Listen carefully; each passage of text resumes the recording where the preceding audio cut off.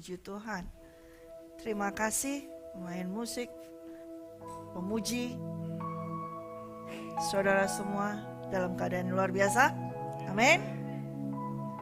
Ya, saya akan mengulang sedikit dan melanjutkan dari yang saya sampaikan hari apa? Hari Jumat ya. Oh, di dalam kita berjalan bersama dengan Roh Kudus, ya, walk in habitual fellowship with the Holy Spirit, ya, itu ada level, ada jenjang yang harus saudara dan saya tanjaki atau lalui, ya. Dan tidak bisa langsung seperti misalnya pakai naik lift ya, langsung surut begitu saja. Tapi betul-betul harus kita menanjak. Kita harus berjalan. Tidak otomatis saudara berada di posisi yang di atas. Tapi saudara harus mau menanjak. Tahu ya, saudara pernah mendaki gunung? Siapa yang pernah mendaki gunung? Ya. Siapa? Angkat tangan. Nah, adakah orang mendaki gunung badannya tegak? Kalau tegak, berarti kalau mendaki harus kalau kita mau naik level dengan Roh Kudus, kita harus mau menunduk, harus mau merendahkan hati. Baru kita bisa naik ke level yang Dia inginkan. Nah, posisi hati, kerendahan hati ini harus ada di setiap dari kita semua. Amin. Itu adalah modal dasar untuk mendaki, untuk naik. Kalau kita nggak mau ada kerendahan hati, tidak akan bisa. Bisa tolong ditayangkan skema atau diagram yang sudah ada. Bahwa manusia roh itu terbagi. Ya. Level Roh Kudus ini terbagi di dalam kehidupan kita sebagai manusia roh. Terbagi dari ada level yang akan harus kita lalui. Ya, silakan tayangkan. Pertama, ketika kita berada di dalam kedagingan, ya, posisi daging, ya, posisi daging ketika kita masih berdosa, ya, masih dalam keadaan berdosa. Nah, hidup kita pasti di dalam daging, ya. Segala kehidupan kita pasti di dalam daging. Artinya apa yang kita pikirkan, orientasi kita pasti bersifat daging. Dengan demikian kita maka di dalam berdoa pun kita berdoa di dalam daging. Ya, dan ketika kita berdoa di dalam daging, ya, maka kita berjalan pun di dalam kedagingan. Ya. Dan ketika kita berjalan dalam kedagingan di sini, ada banyak juga orang yang sudah menerima Tuhan Yesus Kristus. Ada banyak juga yang sudah diselamatkan, sudah dibaptis. Bahkan mungkin sudah menerima baptisan Roh Kudus, tetapi masih hidup di dalam daging. Masih hidup di dalam daging. Artinya apa? Dosa itu masih ada, bercongkol terus. Dosa itu masih melekat terus. Sekalipun dia sudah dibaptis, itu bisa terjadi. Saya pernah mengalaminya. Saya pernah di level ini. Saya pernah ada di level itu. Ketika saya sudah dibaptis pun, tapi saya tetap bisa melakukan dosa. Saya pernah di level itu bertahun-tahun. Walaupun saya baca Alkitab, tapi hidup saya di luar firman Tuhan. Itu sudah pernah saya alami. Jadi level ini di sini bukan hanya berbicara tentang orang yang belum percaya kepada Tuhan. Ya, bisa di sini juga orang yang tidak percaya kepada Tuhan Yesus ada di sini. Namun ternyata saya pribadi pernah ada di level ini ketika saya sudah percaya Tuhan Yesus. Ketika saya sudah menerima Tuhan Yesus, ketika saya sudah dibaptis. Bahkan ketika saya sudah menerima bahasa roh, saya masih bisa di sini, level sini. Hidup di dalam kedagingan saya. Artinya dosa ini masih melekat terus dalam kehidupan saya. Masih suka merokok, masih suka berdosa, masih suka berzina, masih suka melakukan hal-hal yang lain. Kesombongan ini masih di sini. Setiap hari baca firman, tetapi hidup saya di luar firman Tuhan. Ini saya pernah di sini. Apakah saudara semua pernah ada di level sini? Pernah? Sana? Ini bertahun-tahun saya di sini. bertahun-tahun. Sampai akhirnya ketika tahun 2001, tolong gak ingat, saya mulai berjumpa dengan Roh Kudus, bertemu dengan Tuhan Yesus face to face. Dia menjamah saya, ya, dan dia mengubah kehidupan saya. Saya tidak lagi hidup di dalam daging, dosa, tetapi saya mulai hidup di dalam roh. Ya, ketika saya hidup mulai dalam roh, ya, berdoa juga di dalam roh, maka berjalan di dalam roh. Ya. Nah, pada saat seperti ini, perubahan tanjakan ini ke sini, waduh, sengsara saudara.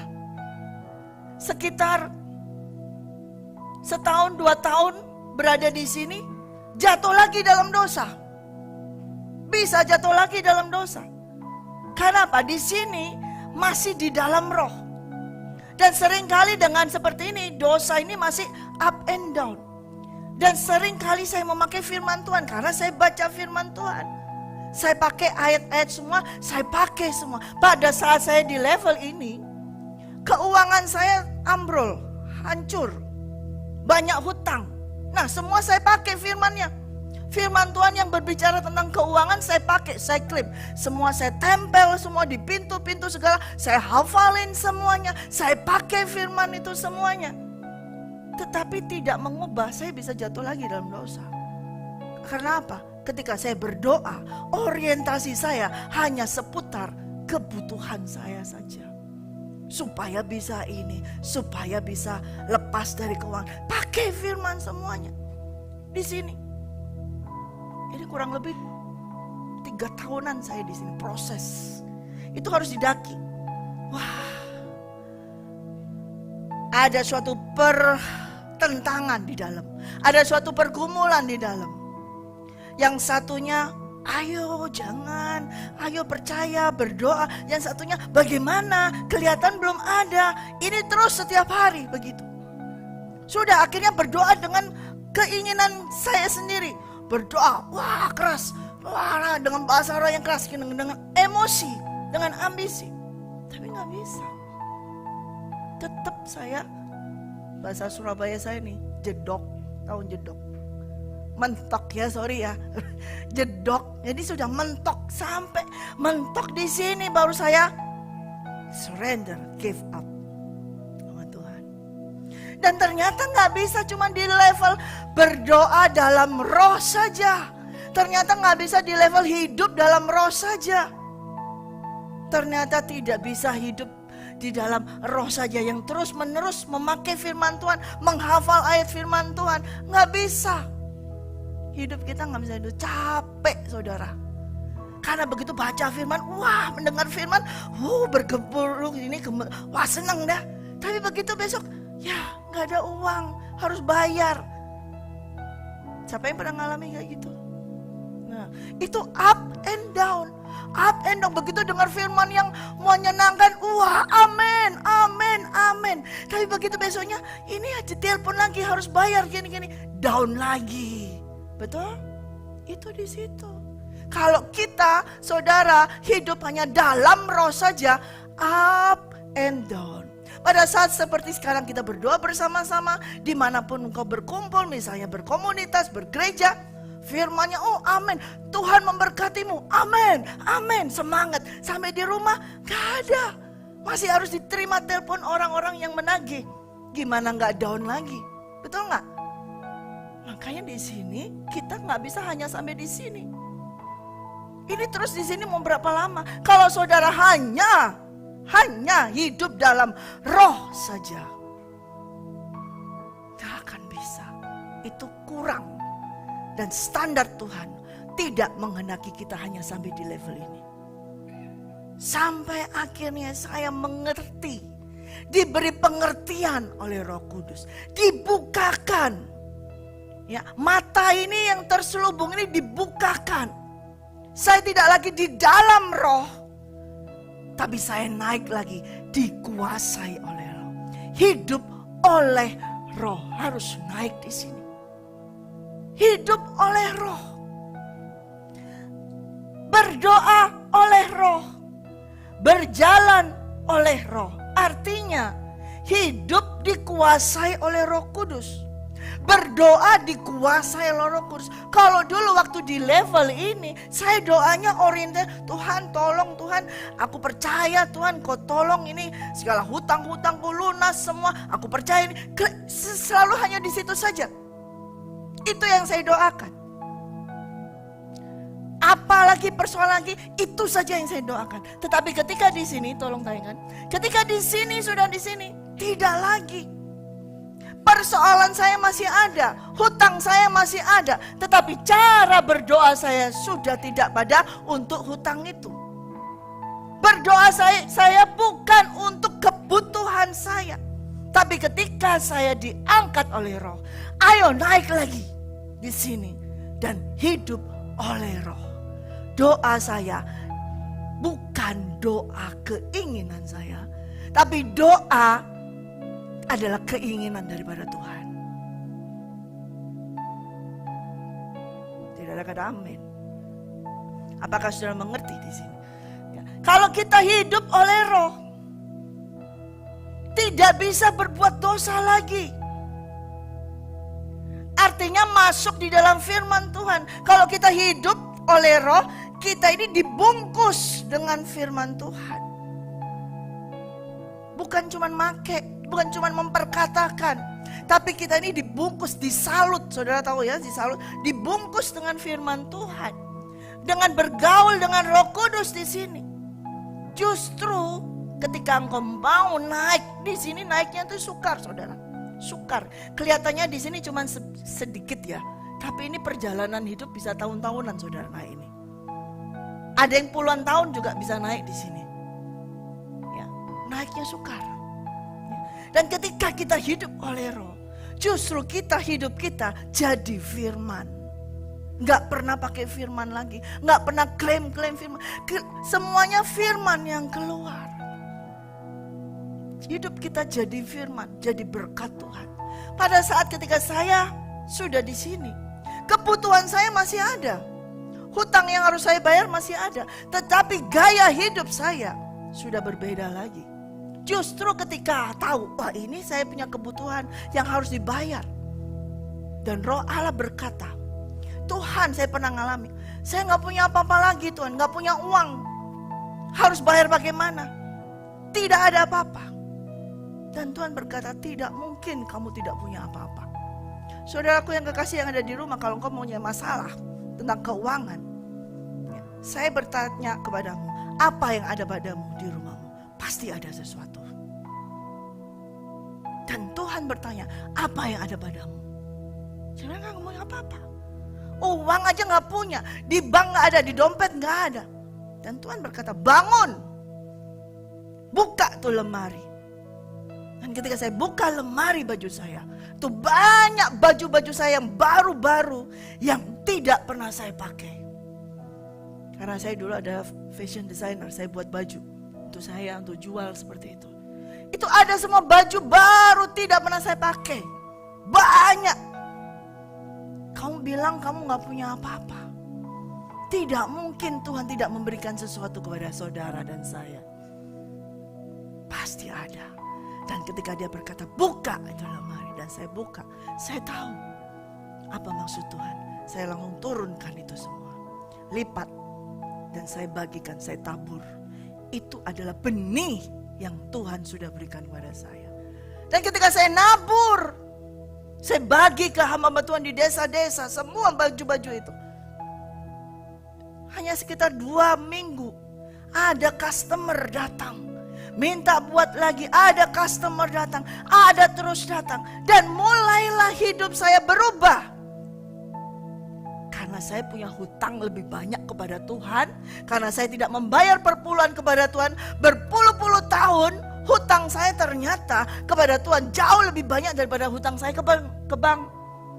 Dan setelah itu datang customer, kemudian ada hasil. Nomor 1 saya harus bayar hutang saya kepada Tuhan. Itu saya lakukan terus. Besoknya ditelepon bank, gimana kayak gini? Hadapi.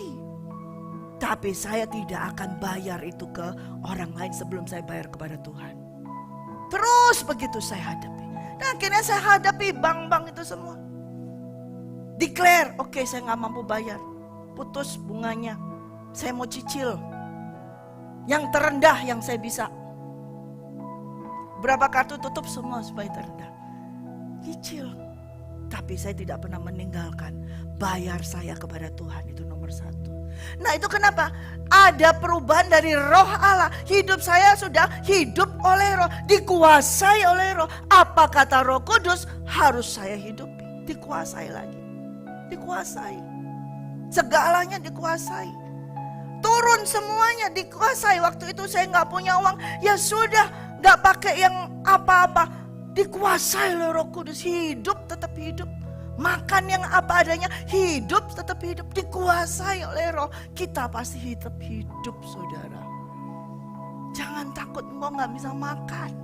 Kalau engkau membiarkan dirimu dikuasai oleh roh, hidup oleh roh, tetap bisa makan. Bahkan badanmu tetap sehat. Amin.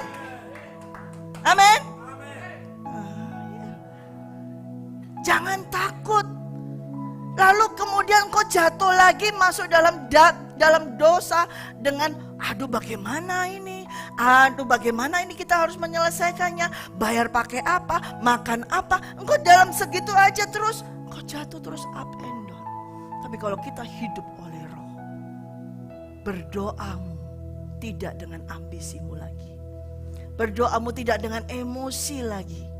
Tapi kamu dengan iman, percaya, dan pengharapan dan kasih kepada Yesus. Itu dasar dari semua. Karena kamu percaya bahwa Tuhan Yesus tidak pernah membiarkan dirimu. Tuhan berfirman dan berkata, aku sekali-kali tidak akan pernah membiarkan dirimu. Aku sekali-kali tidak akan pernah meninggalkan dirimu. Tapi jangan jadi hamba uang. Pada saat itu saya jadi hamba uang. Pasti saudara juga pernah jadi hambanya uang. Tapi jangan sekarang lagi ya, jangan ya. Dulu aja.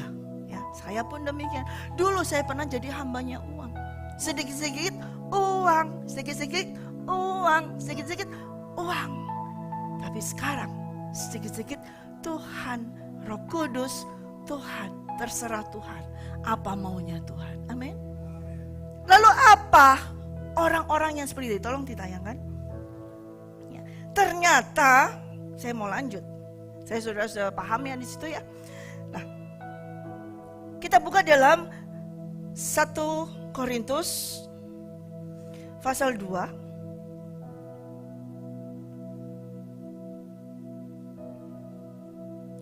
Saya ulang lagi pasal 2 ayat 6 hingga 16 lagi. Ya, 1 Korintus pasal 2 ayat 6 hingga 16. Sungguh pun demikian, kami memberitakan hikmat di kalangan mereka yang telah matang, yaitu hikmat yang bukan dari dunia ini, dan yang bukan dari penguasa-penguasa dunia ini, yaitu penguasa-penguasa yang akan ditiadakan. Tetapi yang kami beritakan adalah hikmat Allah yang tersembunyi dan rahasia, yang sebelum dunia dijadikan, telah disediakan Allah bagi kemuliaan kita. Tidak ada dari penguasa dunia ini yang mengenalnya. Sebab kalau sekiranya mereka mengenalnya, mereka tidak menyalibkan Tuhan yang mulia. Tetapi seperti ada tertulis, apa yang tidak pernah dilihat oleh mata, dan yang tidak pernah didengar oleh telinga, dan yang tidak pernah timbul di dalam hati manusia, semua yang disediakan Allah untuk mereka yang mengasihi Dia. Ayat ini, firman ini sudah terbukti di dalam kehidupan saya. Bagaimana dengan saudara? Sudah terbukti? Ketika apa? Ketika kita masuk di level hidup oleh roh. Kalau kita hanya hidup dalam daging, tidak akan bisa. Tapi begitu kita mau nanjak, mau naik, mau mendaki, dengan segala kerendahan hati, dengan membungkuk, dengan memikul salib, dengan susah payah, maka apa yang tidak pernah kau pikirkan, tidak pernah kau lihat dengan mata, tidak pernah timbul di dalam hatimu, itu disediakan Tuhan bagi orang yang mengasihinya. Itu hanya bisa terjadi kalau engkau naik di level hidup oleh Amin. Lanjut. Karena kepada kita, ayat 10, Allah telah menyatakannya oleh roh. Sebab roh menyelidiki segala sesuatu, bahkan hal-hal yang tersembunyi dalam diri Allah. Siapa gerangan di antara manusia yang tahu apa yang terdapat di dalam diri manusia selain roh manusia sendiri yang ada di dalam dia? Demikian pula lah tidak ada orang yang tahu apa yang terdapat di dalam diri Allah selain roh Allah. Kita tidak menerima roh dunia. Sama-sama 12 katakan, kita tidak menerima roh dunia, tetapi roh yang berasal dari Allah, supaya kita tahu apa yang dikaruniakan Allah kepada kita. Dan karena kami menafsirkan hal-hal rohani kepada mereka yang mempunyai roh, kami berkata-kata tentang karunia Allah dengan perkataan yang bukan diajarkan kepada kami oleh hikmat manusia, tetapi oleh roh. Stop sampai situ. Jadi kalau kita ini sudah menerima roh Allah, bukan menerima roh dunia. Berarti siapa yang menerima roh Allah hari ini? Amin. Angkat tangan tinggi dong, percaya, amin. Menerima. Nah, berarti ketika saya menyampaikan firman hari ini, saya tidak menyampaikannya dengan hikmat manusia dari teologi atau apapun, tapi saya menyampaikannya dari hikmat dari roh Allah. Maka itu saudara bisa menerimanya. Amin. Kita lanjut 14. Tetapi manusia duniawi tidak menerima apa yang berasal dari roh Allah, karena hal itu baginya adalah suatu kebodohan, dan ia tidak dapat memahaminya, sebab hal itu hanya dapat dinilai secara rohani. Jadi kita setelah ini kita tahu level dari perjalanan kita dengan Roh Kudus. Tolong tayangkan lagi. Bahwa di situ ada tadi hidup dalam daging, ya, hidup dalam daging, kemudian hidup dalam roh dan hidup oleh roh. Nah, orang yang hidup di dalam daging ini adalah natural man, yaitu manusia alami, manusia duniawi. Manusia duniawi itu hidupnya di dalam daging. Saya pernah di situ. Walaupun sudah terima Yesus, hidupnya dalam duniawi, keduniawian, hidupnya di malam, kelab malam, gelap di situ, mafia malam. Saya hidup di sana. Itu seperti itu. Walaupun sudah terima Yesus, hidup dalam keduniawian. Ya. Orang yang hanya tinggal hidup dalam daging, dia disebut adalah manusia alami, manusia duniawi. Nah, bagi manusia alami ini, dia tidak bisa menerima ajaran firman Tuhan. Tidak akan pernah bisa. Menurut dia nggak masuk akal, nggak logik, nggak akan bisa. Demikian juga pada saat itu saya juga begitu. Orang lagi kebutuhan kok disuruh nabur, nggak masuk akal. Itu pikiran saya gitu. Ada dengar pengajaran firman, loh saya ini lagi butuh uang kok disuruh nabur, nggak masuk akal. Yang benar aja. Karena saya tidak percaya, karena saya masih hidup dalam daging. Dan pikiran orientasi saya hanya keduniawian. Tidak percaya akan revelation dari Tuhan. Tidak percaya akan pewahyuan. Tidak akan bisa. Karena itu dianggap semua kebodohan. Bodoh banget. Kita lagi butuh duit kok suruh kasih perpuluhan ke Tuhan. Kita aja gak cukup, kok ngasih perpuluhan ke Tuhan. Saya ini lagi butuh uang untuk bayar hutang, kok malah disuruh nabur. Gak mungkin, gak benar, gak ada. Itu adalah sikap gaya hidup manusia yang hidup dalam kedagingan, keduniawian. Sekalipun sudah terima Yesus. I've been there. Saya pernah di situ. Jadi saudara, jangan pakai saya nggak pernah. Saya pasti, saudara pasti pernah di situ. Amin. Pasti. Dan tidak akan bisa hal-hal segala sesuatu firman Tuhan ini dikatakan tidak masuk akal. Tidak logis. Dan dia tidak mampu memahami firman Tuhan. Tidak mampu. Dan kemudian hal-hal tersebut dinilai, ini apa sih? Gak ada artinya. Tidak bisa dinilai. orang-orang yang hidup, tayangkan lagi, orang yang hidup dalam daging selalu meremehkan firman Tuhan. Ya. Orang yang hidup dalam daging ini hidupnya di luar firman Tuhan. Karena firman Tuhan ini adalah sesuatu yang tidak masuk akal. Nggak masuk pikiran kita. Di sini mereka selalu pakai hitungan logika. 1 tambah 1, 2. 2 tambah 2, 4. Di sini. Nah, orang yang masih hidup dengan logika, pikirannya. Nah, dia di sini sekalipun dia bisa menyembah Tuhan, sekalipun dia bisa worship leader, sekalipun dia bisa pelayanan, melakukan doa atau menyampaikan firman Tuhan, itu bisa di sini, bisa.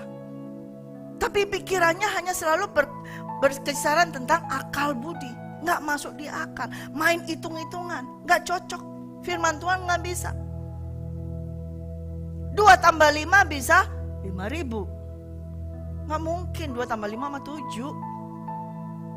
Kok bisa 5.000? Bahkan lebih dari itu, sisa berapa? 12 bakul. Impossible. Nggak mungkin. Tidak percaya. Nah, ini di sini terus.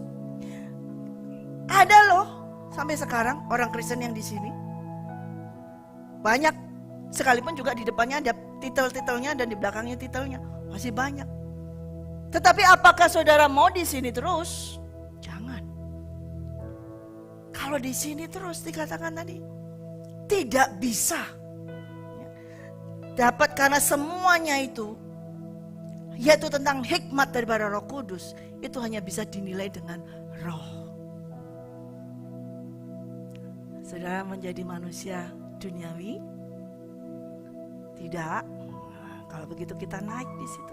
Berarti orang yang hidup dalam roh, dia disebut orang yang a carnal man.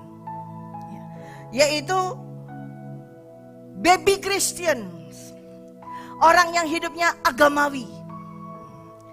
Jadi baby Christian but baby. Bayi. Saudara tahu bayi? Bayi kerjanya apa? Nangis terus, begitu kerjaan nangis. Setiap hari nangis terus, bayi. Ya, dikasih susu, ya gitu terus, nangis terus seperti itu. Ya. Nah, ini kita buka lanjutnya di pasal yang 1 Korintus 3 ayat 1. Dan aku, saudara-saudara, pada waktu itu tidak dapat berbicara dengan kamu seperti dengan manusia rohani, tetapi hanya dengan manusia duniawi yang belum dewasa dalam Kristus. Susulah yang kuberikan kepadamu, bukanlah makanan keras, sebab kamu belum dapat menerimanya. Dan sekarang pun kamu belum dapat menerimanya, karena kamu masih manusia duniawi.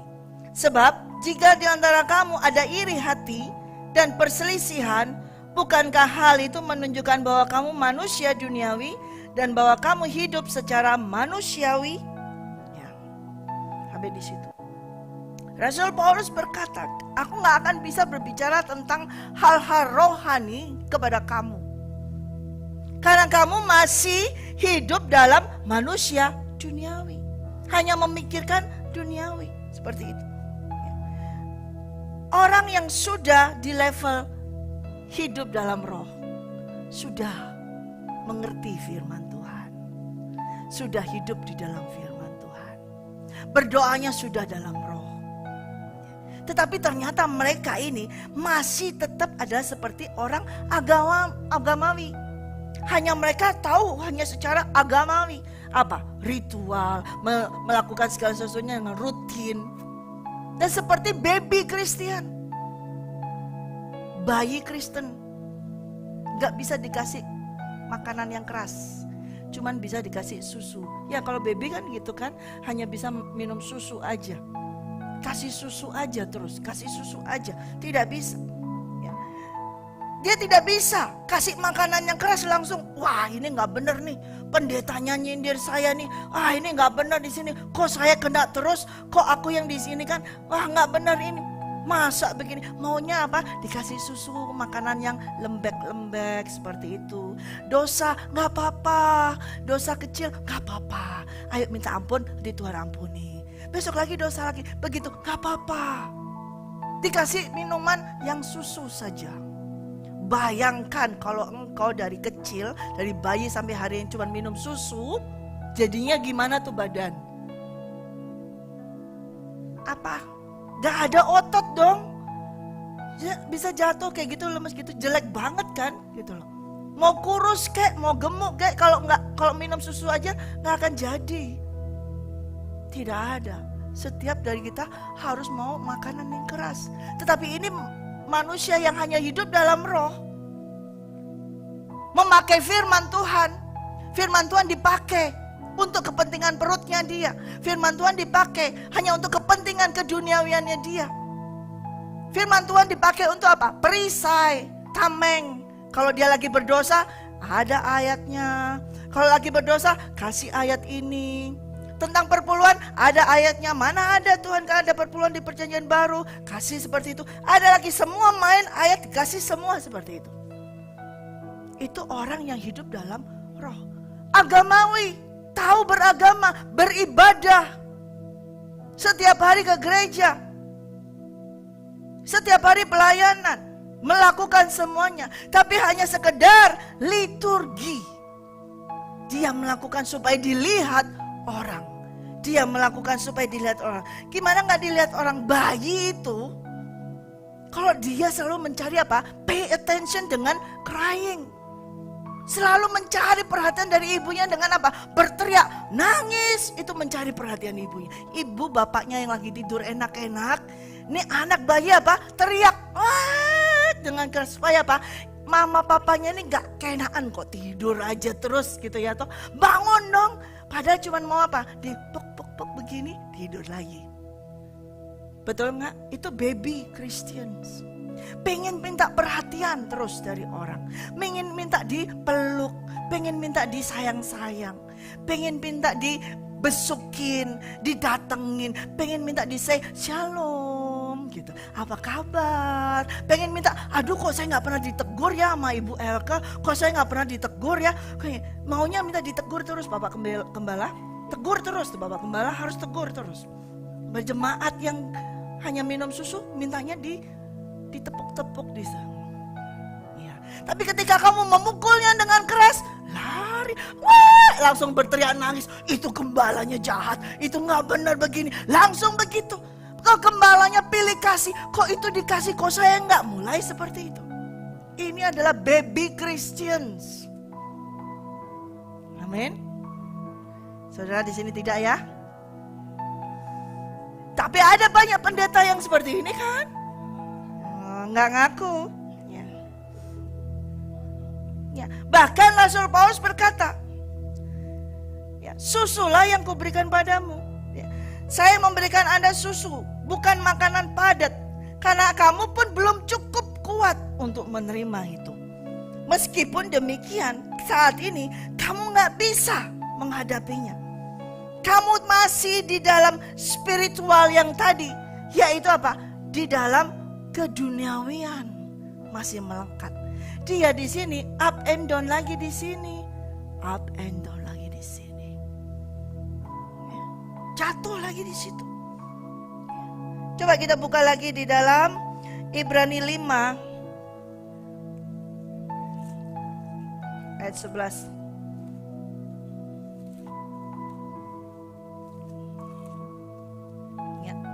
Ibrani 5 ayat 11.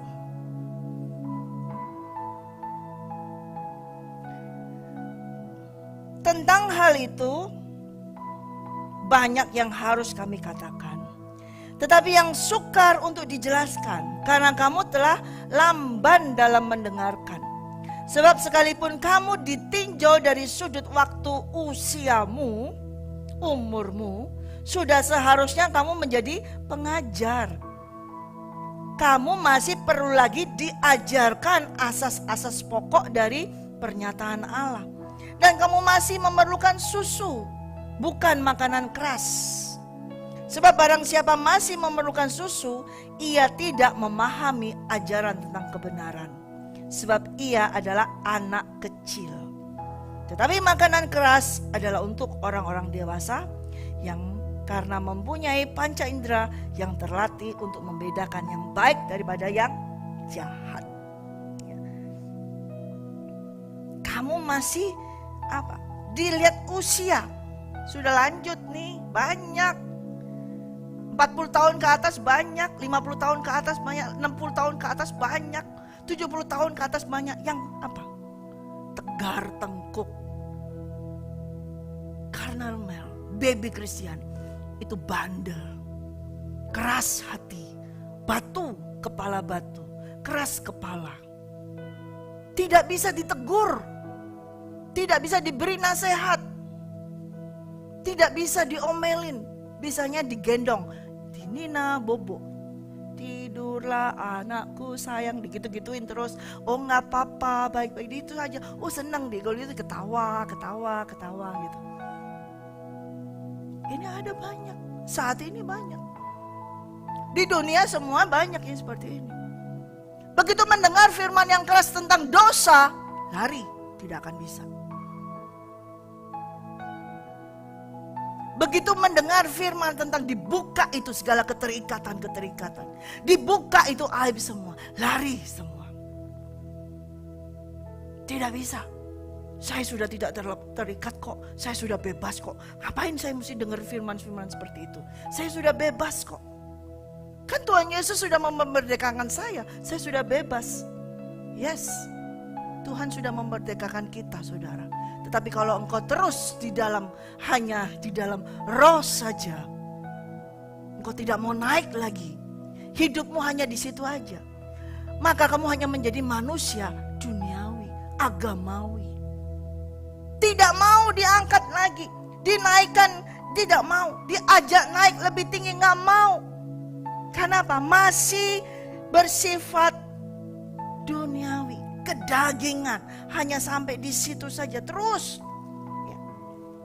Banyak kan orang yang diajak naik menjadi penuh dengan Roh Kudus nggak mau. Ngapain? Sudah kok, saya sudah kok. Ayo doa lagi yuk. Ngapain? Saya sudah doa kok, saya sudah ini. Sudah semua sudah dapat semua. Ngapain? Cukup. Merasa dirinya sudah cukup. Puas, merasa dirinya sudah settle, merasa dirinya sudah, aku sudah hebat. Seperti siapa? Ahli Taurat, orang agamawi. Merasa dirinya sudah, aku ini sudah beribadah dengan jumbai-jumbai yang panjang, dengan doa-doa yang panjang. Dia sudah melakukan ritual itu kepada Tuhan, berdoa. Sudah.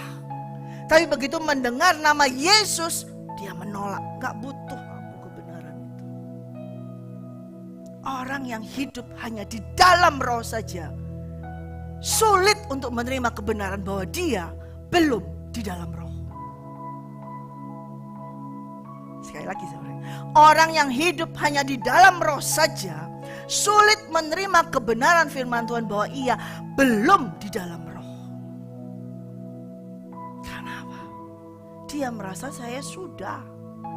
Ditegur orang untuk bukan dijatuhi hukuman, malah untuk diajak naik, nggak mau. Saya sudah kok, di sini tempat saya sudah enak kok. Sedangkan Roh Kudus Tuhan itu selalu move. Holy Spirit itu langsung move, langsung naik terus, naik terus. Kalau saudara hanya mau disettle di satu level saja, rugi saudara, rugi besar. Amin. Jangan pernah mau merasa sudah aku di level ini saja, sudah aman. Ngapain sih cari susah-susah? Ngapain sih kok terlalu banget kayaknya gitu, terlalu ngeroh banget katanya sih begitu. Sudah di sini saja, dia nyanyi sing begitu, worship lah. Udah settle aja seperti ini. Kalau kita hanya mau sampai di level situ, rugi saudara. Sebab Tuhan Yesus tidak di level situ. Dia naik lagi di level. Coba selanjutnya.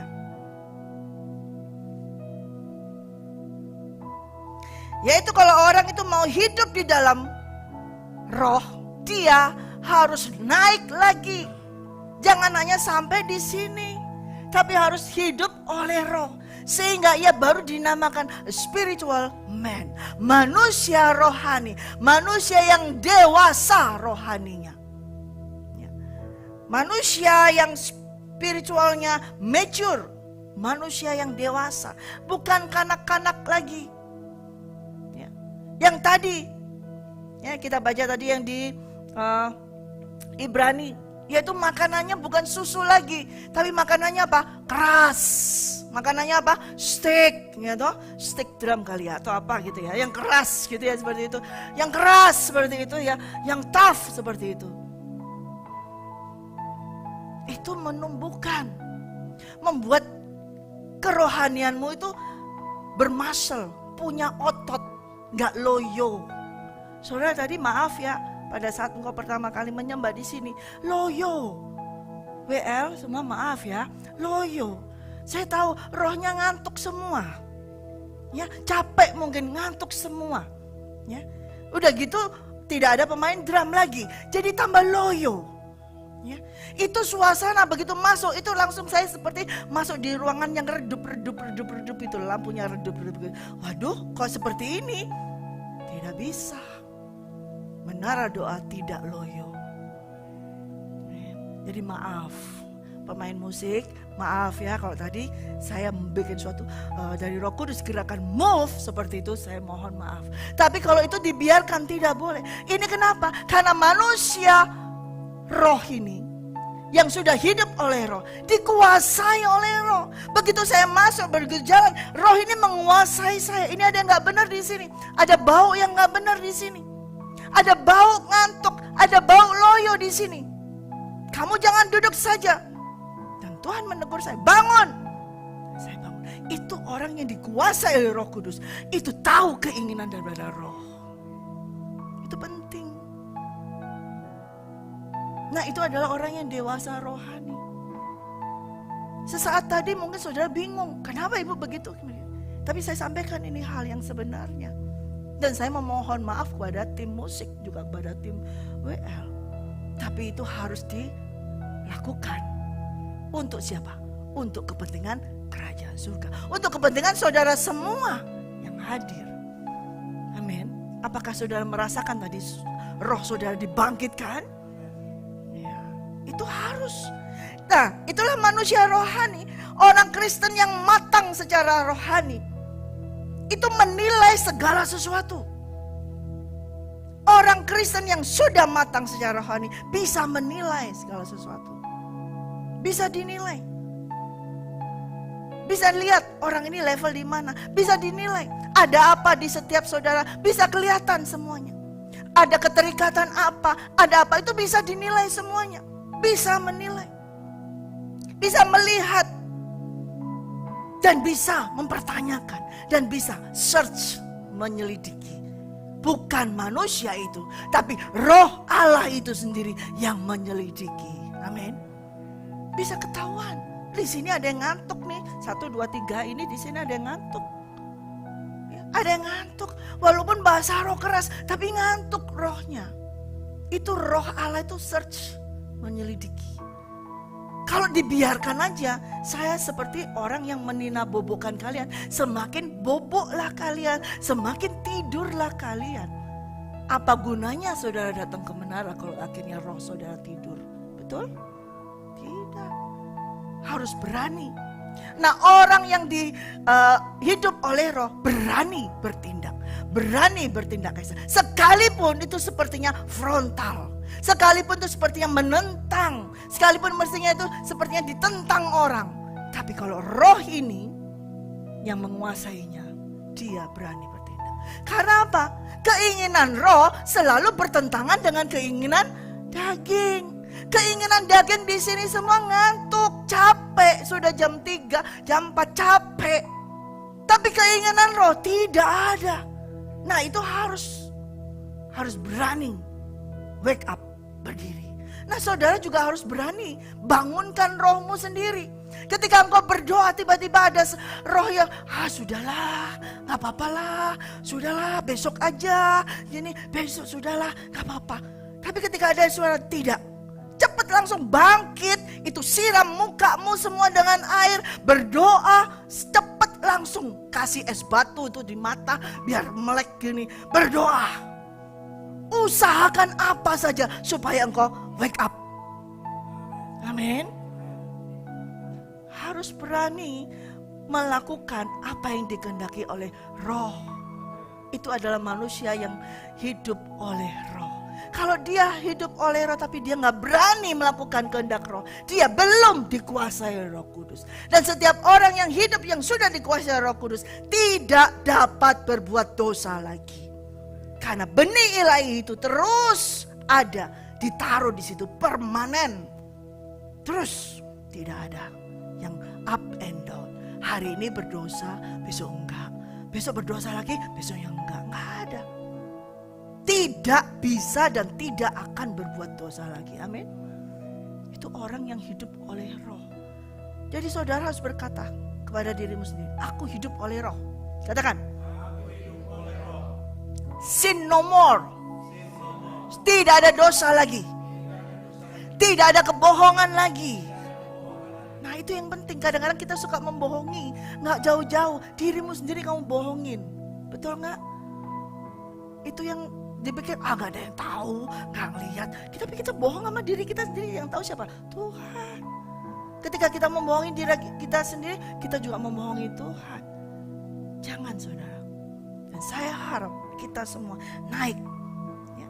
Tetapi makanan yang padat itu adalah untuk orang dewasa spiritual. Yang indranya dilatih. Dengan latihan. Ya. Ibrani tadi ya. Ibrani. Yang indranya tuh dilatih dengan latihan praktis. Ya. Sehingga indranya itu bisa membedakan. Bisa memisahkan. Mana yang baik, mana yang jahat, mana yang baik secara moral ataupun jahat secara moral. Itu bisa membedakan. Makanan yang padat itu kalau dimakan terus, firman Tuhan yang keras, yang padat ini kalau engkau makan terus, konsumsi terus itu membentuk apa? Latihan di semua indera tubuhmu ini. Sehingga engkau bisa tahu. Begitu ada orang datang, kamu bisa tahu ini orang punya niat jahat. Ini orang mau menipumu. Ini orang betul-betul tulus, betul-betul dia membutuhkan, perlu dibantu. Itu engkau akan tahu. Indramu ini semua terlatih dengan makan firman yang keras. Nah ini harus. Sehingga kita nggak akan dibohongin orang. Bukan nggak akan dibohongin, maksudnya kita tidak mudah dibohongin orang. Karena Roh Allah itu menguasai kita. Dan makanan yang diberikan itu padat untuk orang yang grow, yang dewasa. Sehingga apa? Kamu bisa tahu ini bertentangan nggak dengan hukum ilahi. Membunuh ini bertentangan nggak dengan hukum ilahi. Mencuri ini bertentangan nggak dengan hukum ilahi. Menipu ini bertentangan nggak dengan hukum ilahi. Kamu bisa tahu. Walaupun itu kamu harus untuk suatu kebaikan, tapi kalau itu bertentangan dengan hukum ilahi, kamu tidak akan melakukan itu. Bisa tahu dari mana? Kalau kamu gak makan makanan yang padat, yaitu firman Tuhan yang keras, firman Tuhan yang isinya kebenaran daripada Tuhan. Itu membentuk, melatih, paham. Ini mata ini jadi jeli, bukan suka main-main mata gitu, bukan ya, gitu ya.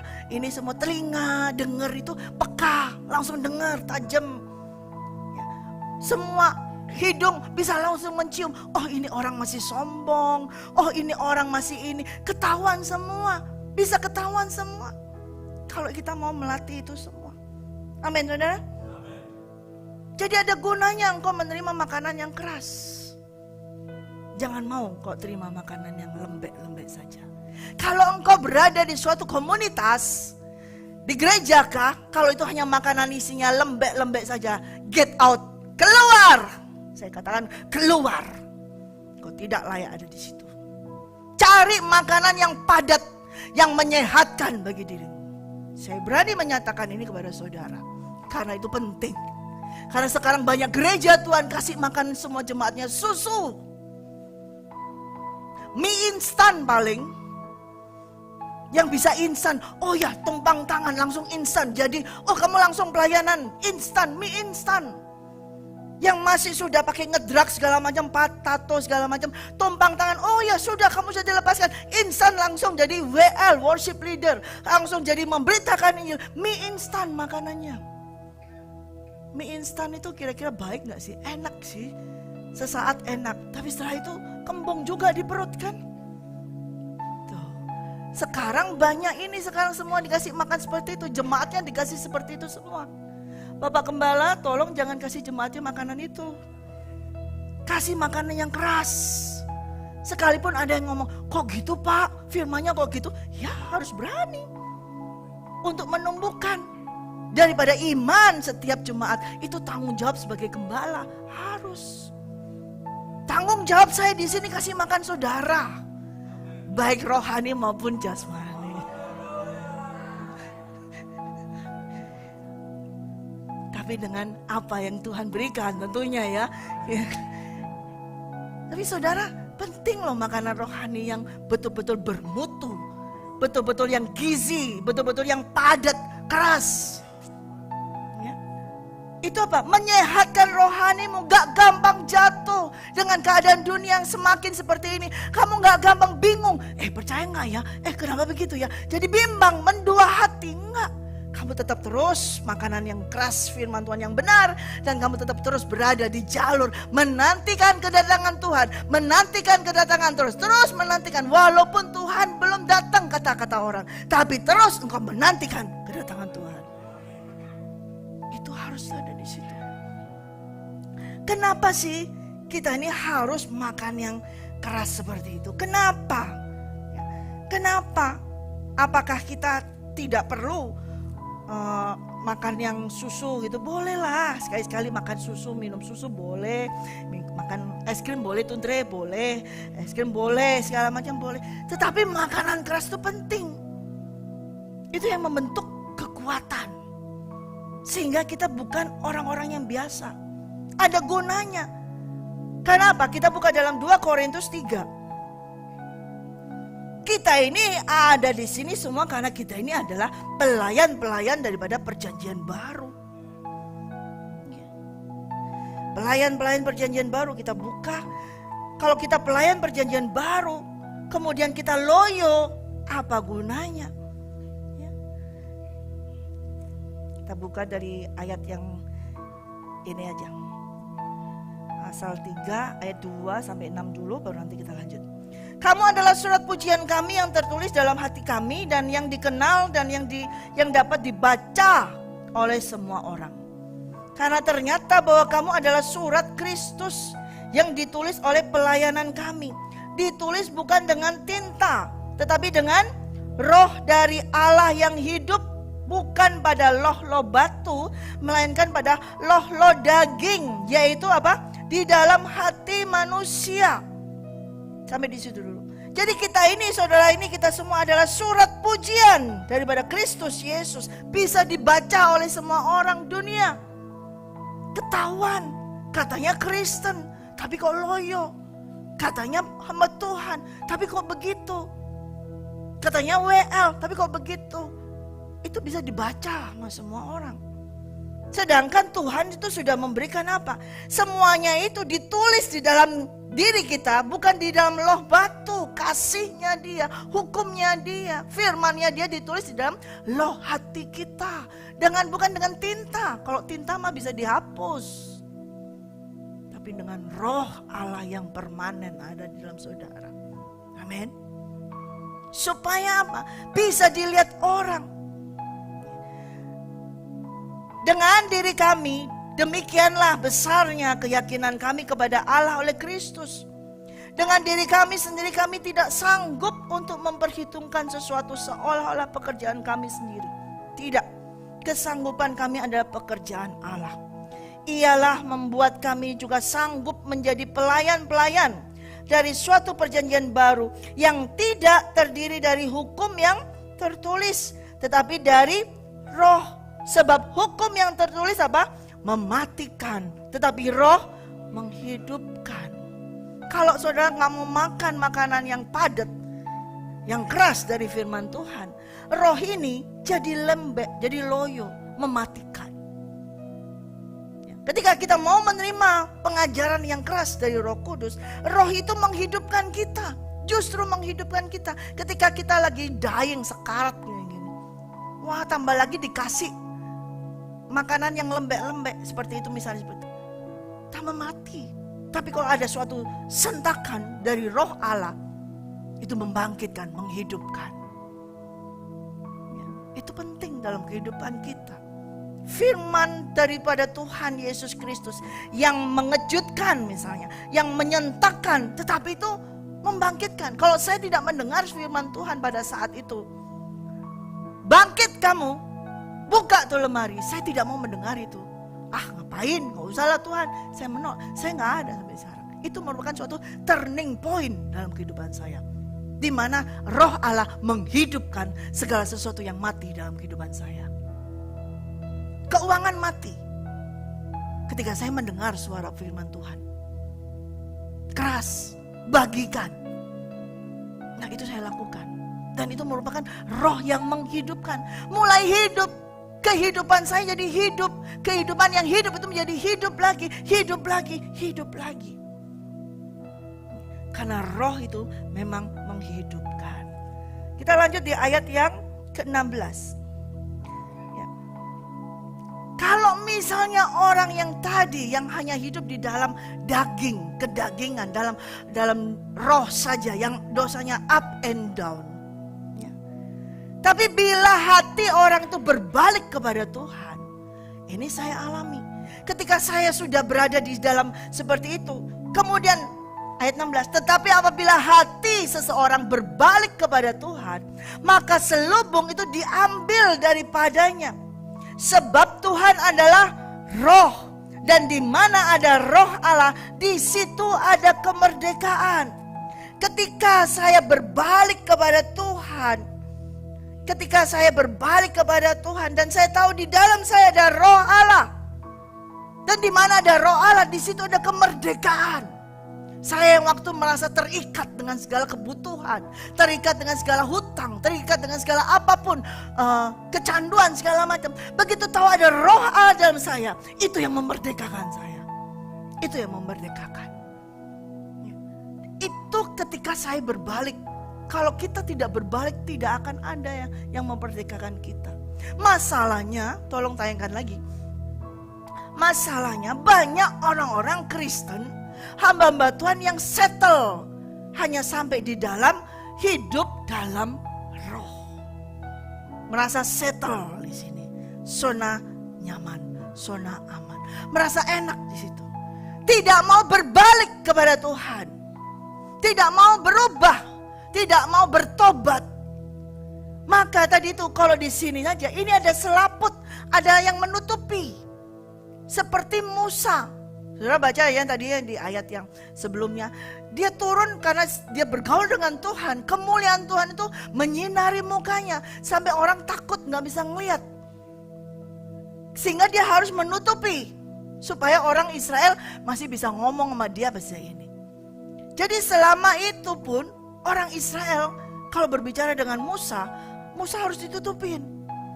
Dan demikian juga ketika ia membaca kitab suci, firman Tuhan, itu masih ada sesuatu yang terselubung, tertutup, belum dibukakan. Karena hatinya tidak mau berbalik. Karena kedegilan hatinya. Tetapi setiap orang yang sudah berbalik kepada Tuhan, pada saat kita di sini, saudara ngalami nggak? Saya ngalami. Masih ada sesuatu yang tertutup. Masih ada yang menyelubungi mata saya, betul? Di sini pelayanan semua, tapi masanya kayaknya masih tertutup. Baca firman masih nggak mengerti apa sih maksudnya. Dengar firman, cuma sambil lalu begitu. Masih ada sesuatu yang menutupi kita. Tapi begitu kita bertobat di sini, berbalik kepada Tuhan dan naik hidup oleh Roh, selaput itu diambil oleh Tuhan dan bisa melihat kehendak Bapa, bisa tahu apa kehendaknya Dia, bisa memahami apa tuh yang diingini Tuhan untuk kita. Itu baru bisa kebuka. Ini butuh waktu, saudara. Saya mengalami ini perjalanan hidup saya. Ini saya tulis ya dari Roh Kudus. Ini perjalanan hidup. Ini butuh waktu. Dan sampai di sini kan ini kalau ini karena kertas ya. Tapi ini long ya, terus ya. Ini terus sampai sini, kok bisa sampai terus ini enggak tahu ya. Ini terus gini long ini ya. Ini enggak ada limitnya sampai Tuhan Yesus datang. Hidup oleh roh kita sampai Tuhan Yesus datang. Amin. Ya, cuman ini terbatas di kertas itu aja. Nah, di sini ini ada batasnya, ada level yang harus naik. Di sini terus saudara. Makanya walk in habitual fellowship with the Holy Spirit, terus menerus, tidak ada habisnya, terus menerus. Saya ulang lagi ayat 16. Tetapi apabila hati seorang berbalik kepada Tuhan, maka selubung itu diambil daripadanya. Sebab Tuhan adalah roh, dan di mana ada roh Allah, di situ ada kemerdekaan. Dan kita semua mencerminkan kemuliaan Tuhan dengan muka yang tidak berselubung. Dan karena kemuliaan itu datangnya dari Tuhan yang adalah roh, maka kita diubah menjadi serupa dengan gambarnya dalam kemuliaan yang semakin besar. Amin. Dengan kemuliaan yang semakin besar. Dan kita semua seperti dengan wajah yang tidak tertutup. Jadi kita ini bisa melihat langsung firman. Sekarang saudara kok buka firman, saudara bisa nembus. Kalau saya sekarang, dulu gak bisa. Begitu buka firman gini, Roh Kudus ngomong ini bisa nembus. Ternyata di firman ini ada sub yang paling dalam. Tembus langsung, bisa nembus, bisa melihat seperti itu. Karena selaput ini sudah dibuka.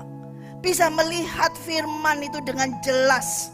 Seperti apa? Firman ini kalau kita buka firman, itu seperti cermin.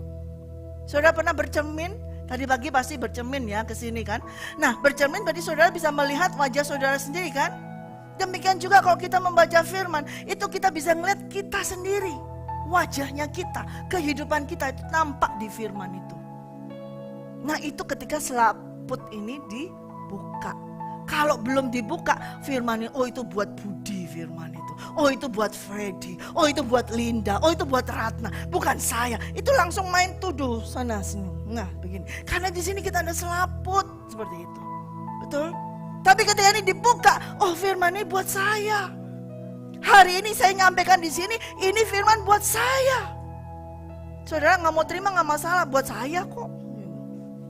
Buat saya, firman Tuhan buat saya. Setiap hari saya minta Tuhan, Roh Kudus firmannya apa? Buat saya.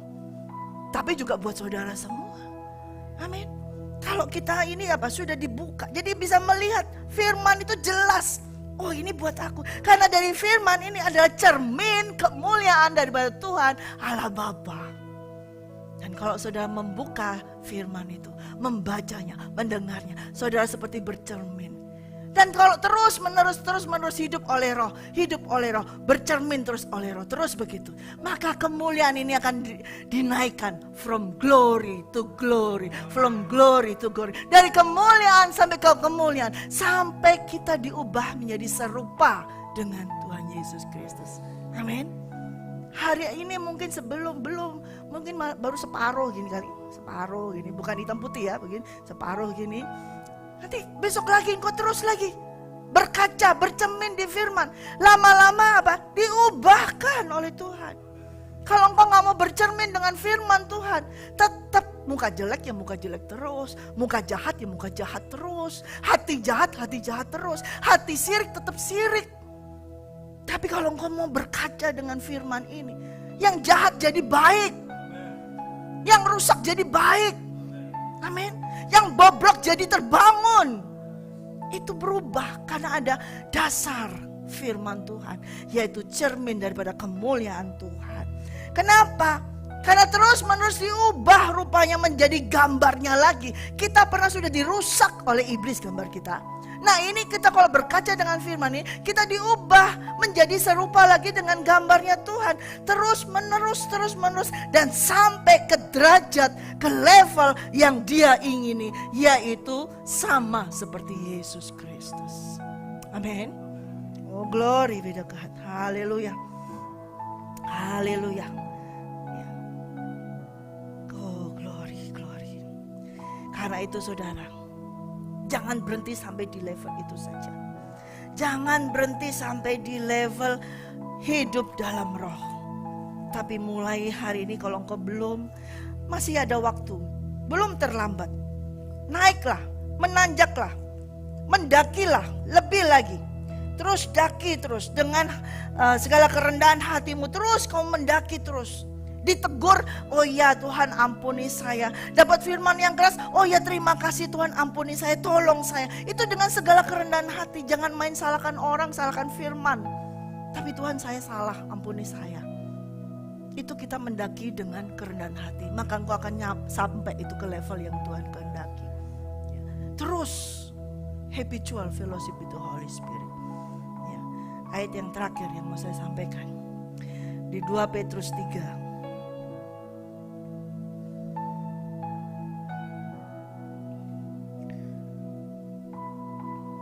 2 Petrus 3 ayat 17.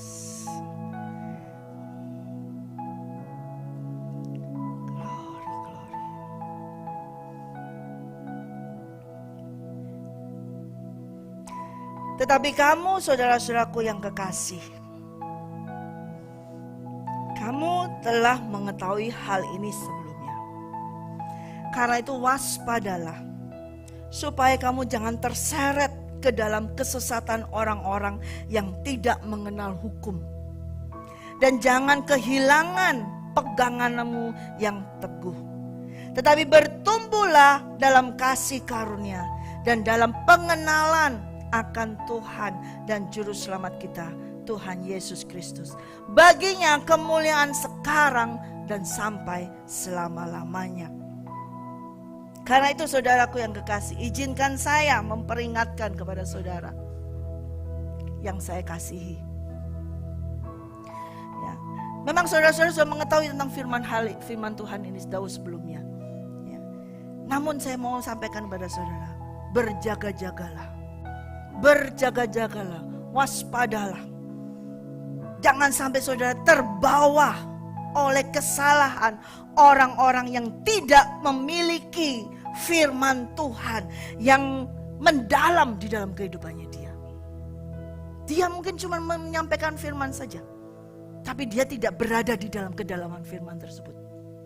Jangan engkau terbawa dengan orang-orang yang hanya bisa ngomong saja, tapi tidak ada dalam kehidupannya. Berbahaya. Dan itu akan membuat apa? Engkau jatuh. Membuat engkau jatuh dari apa? Ketabahan, ketekunanmu sendiri. Dari apa? Dari pengertian kebenaranmu yang sudah diberikan Tuhan oleh Roh Kudus kepada saudara. Itu jadi goyah. Jangan saudara. Izinkan saya menyampaikan hal ini. Bagi yang di rumah juga. Jangan sampai engkau terseret, terbawa oleh omongan orang, oleh firman yang disampaikan asal saja, tapi orang tersebut tidak masuk dalam kedalamannya. Itu membuat dirimu goyah.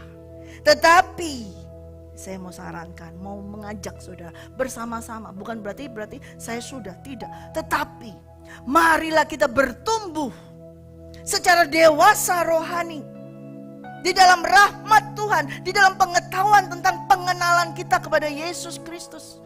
Bukan pengenalan tentang pendeta A, B, C, D, tapi pengenalanmu akan Yesus Kristus. Teruslah bertumbuh dengan dewasa rohani. Bertumbuh itu artinya apa? Engkau mau makan yang keras tadi, engkau yang mau latihan terus bertumbuh terus, sehingga apa? Engkau mengenal Yesus, mengenal Yesus, mengenal Yesus. Dan akhirnya segala kemuliaan hanya bagi Dia. Bagi Dialah kemuliaan, kehormatan, keagungan, kemegahan, baik sekarang, minggu depan, bulan depan, tahun depan, maupun selama-lamanya. Kekekalan itu adalah milik daripada Tuhan kita Yesus Kristus. Amin. Amin saudara. Keras ya. Tapi saya percaya saudara menerimanya. Janganlah pernah mau berhenti. Tapi biarkan kita terus mau maju terus. Siapa yang mau maju terus? Maju. Amin.